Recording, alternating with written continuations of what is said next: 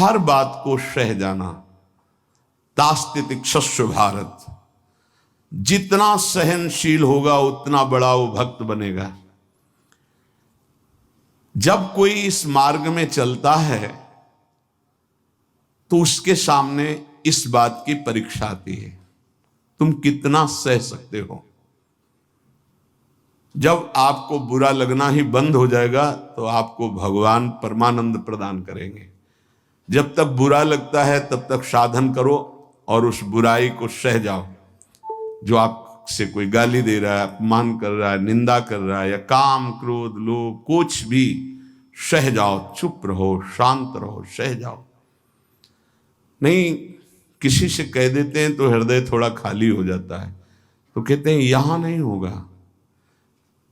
रहीमन मन की मन व्यथा रखिए मन में गोए, ये दिव्य सिद्धांत है। कहू ते कछ दुख घटी होई, कहने से दुख कम हो जाता है। पर काहि कहो यह जान न कोई, पर किससे कहूं, इस बात को कौन जानेगा। तो रहीमन मन की मन व्यथा रखिए मन में गोए, सुनी ठलई हैं लोग सब बांट न ले है कोई। विनोद होने लगे, तुम्हारा मजाक बना देंगे लोग। सहनशील, बहुत गंभीर। वैसे भी साधुता की जब बातें आती है तो सहनशील, आशय, उदार, धीरज सहित विवेकी, जहां देखो तहां तितिक्षवः पहला शब्द साधु के लक्षण का। यहां कह रहे हैं दो बातें भक्त की पहली पहचान। पहला, सहनशील कितना है। लोग उसे बुरा कहेंगे, उसकी हंसी उड़ाएंगे, उस पे कटाक्ष मारेंगे, उसका अपमान करेंगे, उसको छोड़ देने की धमकी देंगे, उसको लड़ने के लिए उत्साहित करेंगे। उसकी पराजय भी हो सकती है, पर वो शांत गंभीर, अपनी अंदर की वृत्ति को कभी विचलित ना होने दे, सह जाए। बहुत ध्यान देने की बात है। भजन करके उसे बचाना कठिन, बचा के पचाना कठिन। ये है भजन करना और उसको बचाना और उसको पचाना। आपको बुरा कहेंगे, पूज्य बाबा कह रहे हैं, हंसी उड़ाएंगे, आपके कटाक्ष मारेंगे, बड़ा भजनानंदी बनता है, किसी से तो बात ही नहीं करता है, अपने को कुछ ज्यादा ही भगत समझते हैं क्या। ऐसे क्या क्या कटाक्ष करेंगे, आपको लड़ने के लिए उकसाएंगे, उत्साहित करेंगे कि आप लौट कर उनको जवाब दीजिए, लड़िए। वो ऐसा महसूस करवाएंगे कि आप हार गए, चुप हो गए, आप दब गए। चुप हो जाओ, हार जाओ, हरि को हरि नाम, मौन होकर चुपचाप सह जाओ। इस गुण से अध्यात्म की उन्नति बहुत जोर की होती है। सहिष्णु, सहनशीलता, तितिक्षा, इनको एक ही शब्द के पर्यायवाची है। सहित सहित बाढ़े भगति गृह तन गुरहित गार, सेवक जी महाराज कहते हैं। और जिसके अंदर सहनशीलता नहीं है तो वो केवल परमार्थ का आडंबर करेगा, स्वप्न में भी आध्यात्मिक उन्नति नहीं हो सकती। जागृत की तो बात जाने दो, पकड़ लीजिए। सबसे पहला लक्षण सहन करना। ये आप संकल्प कर ले कि जीवन में सब कुछ सहन करना है मुझे। जो सह गया सो साधु, जो टूट गया वो विषयी। यही बात हमको एक शराबी ने समझाई थी ब्रह्मावर्त बिठूर में। ए देखो, तिल तिल ये छवि काटी गई तो आज भगवान बन के पूज रही। ए बच्चा, टूटना नहीं। क्या भगवान का बाहरी स्वरूप था।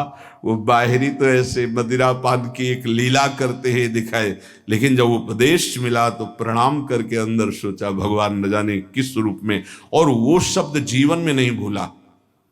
खास बात होती कि जैसे ऐसे कोई बोल रहा है तो वो शब्द जीवन में नहीं भूला। ये टूटना नहीं, टूटना नहीं, कैसी भी परिस्थिति हो टूटना नहीं।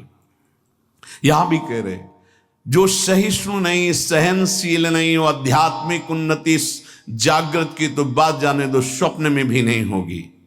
कुछ नहीं हाथ लगता, आडंबर केवल रहता है। अतः भक्त को अधिक से अधिक नाम जप के द्वारा ये शक्ति बढ़ानी चाहिए सहन करने की। कितना भी कुछ भी अंदर कोई विकार, मनोवेग, वाणी वेग, उदर वेग, जनेन्द्रीय वेग, कोई भी वेग, सब चुपचाप सह जाओ। ये मार्ग है सहन करने का, सहन करने का। भगवत प्राप्ति का जो मार्ग है वो सहन करने का मार्ग है। शांत, अपने मन की बात किसी से भी मत कहो। कहो तो केवल प्रभु से कहो, अगर कहना ही है, नहीं तो कहने की जरूरत नहीं। वो देख रहे हैं, उन्हीं का विधान रचा हुआ है, उनसे क्या कहना। वो भोरी सखी का एक पद में है ना, दिल दे करके दिल की सुख दुख की बातें क्या कहना। जब दिल ही दे दिया तो क्या सुख दुख की बातें कहना। पहला तो ये हुआ सहिष्णु, सहनशीलता, और दूसरा नाम जप। ये दो से भक्त की पहचान, दो चीजें। निरंतर नाम जप हो रहा है कि नहीं, हर प्रकार के आक्रमण को आप सह रहे हैं कि नहीं, बस यही भक्ति की पहचान। और तो सब लक्षण आ ही जाते हैं। नाम में जितनी अधिक शक्ति है उतना कोई वर्णन ही नहीं कर सकता। इतनी अधिक अचिंत शक्ति नाम में है। नाम में जितना मन लगाओगे तो तुम्हारा मन निर्मल और तुम्हारा बल बढ़ता जाएगा और वो निर्बल होता जाएगा। दोनों बात समझ लो, मन निर्मल और निर्बल। निर्बल तुम्हारे अधीन। अभी क्या है, मन बलवान और हम उसके अधीन हैं, और मन मलिन तो हमको संसार में फंसा रहा है। नाम में जितना आपका भाव बनता जाएगा, श्रद्धा विश्वास बनता जाएगा, उतनी ही तुम नजदीक प्रभु के पहुंचते जाओगे। भजन करना कठिन, करके बचाना कठिन, पचाना एक सूत्र केवल, सब कुछ सहन करना है जीवन में। भूख प्यास, गर्मी सर्दी, मान अपमान, निंदा स्तुति, सब सहन करना, चुप शांत एकदम अंदर, और नाम जप। बस ये दो बहुत जोर की बात बाबा ने बताई कि सहनशीलता और नाम जप ये प्रधान दो गुण हैं जिससे भक्त की पहचान होती। तो हम अंदर अपने करें, दूसरों पे नहीं, अपने अंदर कितना नाम जप कर रहा, हम कितना सहनशील है। जब नई नई अवस्था में साधन में आए थे तो ये मनाते थे कि कोई अपमान करे, देखे कैसा लगेगा। कोई अपमान करे, फिर भगवान ने बड़ी कृपा की, बहुत अच्छे अच्छे शब्दों के स्वागत हुई, तो हृदय में भी अब कैसा लग रहा है। एक समय ऐसे सीधे गंगा के किनारे जा रहे, सामने से बड़ी गालियां और बड़े कटु वाक्य, ऐसे वैसे क्या क्या बातें, शांत एकदम चुप। कैसा लगा। मांगते थे कि प्रभु कभी अपमान हो तो कैसा लगेगा, कैसा लगा, शांत मन। हाँ चलो ठीक है, आगे चलो।